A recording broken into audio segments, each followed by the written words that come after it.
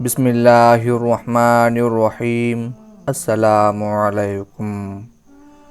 حضرت جمال الدین ابراہیم رحمۃ اللہ علیہ فرماتے ہیں کہ بعض تاتاری سپہ سالاروں نے عیسائیت قبول کرنے کا اعلان کیا، جس کے لیے ایک محفل منعقد کی گئی اور بڑے بڑے نصرانی یعنی عیسائی اور تاتاری بلائے گئے۔ اس دوران ان میں سے ایک پادری نے حضور نبی کریم صلی اللہ علیہ وآلہ وسلم کے خلاف بات کر دی۔ ایک شکاری کتا بھی وہاں قریب ہی بندھا ہوا تھا۔ جوں ہی بدبخت پادری نے نبی کریم صلی اللہ علیہ وآلہ وسلم کے خلاف بات کو لمبا کرنے کی کوشش کی تو قریب ہی بندھے ہوئے شکاری کتے نے رسی توڑ کر اس گستاخ پادری کے منہ پر اپنا پنجہ مارا۔ لوگوں نے کتے کو پادری سے چھڑوا کر دوبارہ باندھ دیا۔ حاضرین میں سے کسی نے اس گستاخ پادری کو کہا کہ کہیں اس کتے نے تمہیں حضور صلی اللہ علیہ وآلہ وسلم کے خلاف بات کرنے کی وجہ سے تو نہیں مارا؟ پادری نے جواباً کہا، نہیں، ایسی کوئی بات نہیں، بلکہ یہ کتا بڑا غیور ہے۔ میں نے دوران تقریر ہاتھ سے اس کی طرف اشارہ کیا تو وہ سمجھا کہ میں نے اسے مارنے کا اشارہ کیا ہے، لہٰذا اس نے طیش میں آ کر یہ کام کیا۔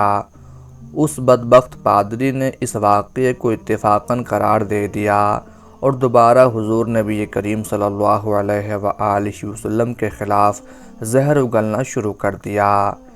اس دفعہ شکاری کتے نے دوبارہ رسی توڑی تو پادری پر اتنا زوردار حملہ کیا کہ اس گستاخ پادری کا سر تن سے جدا کر دیا۔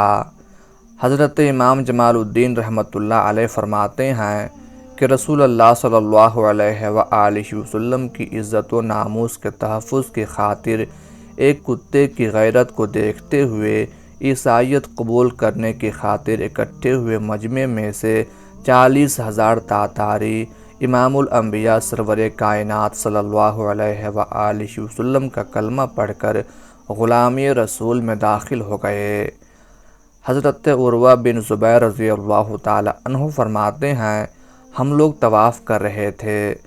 میں نے طواف کے دوران حضرت عبداللہ بن عمر رضی اللہ تعالی عنہ کو ان کی بیٹی سے شادی کا پیغام دیا تو وہ خاموش رہے اور میرے پیغام کا کوئی جواب نہ دیا۔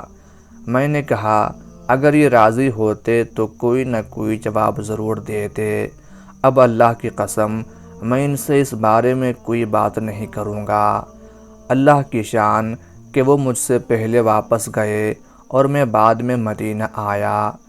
چنانچہ میں حضور اقدس صلی اللہ علیہ وآلہ وسلم کی مسجد میں داخل ہوا اور جا کر حضور اکرم صلی اللہ علیہ وآلہ وسلم کو سلام کیا اور آپ کی شان کے مطابق آپ صلی اللہ علیہ وآلہ وسلم کا حق ادا کرنے کی کوشش کی۔ پھر حضرت ابن عمر رضی اللہ تعالی عنہ کی خدمت میں حاضر ہوا تو انہوں نے خوش آمدید کہا اور فرمایا، کب آئے ہو؟ میں نے کہا، ابھی پہنچا ہوں۔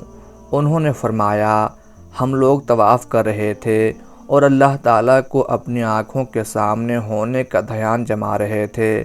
اس وقت آپ نے مجھ سے میری بیٹی سودا بنت عبداللہ کا ذکر کیا تھا، حالانکہ آپ مجھ سے اس بارے میں کسی اور جگہ بھی مل سکتے تھے۔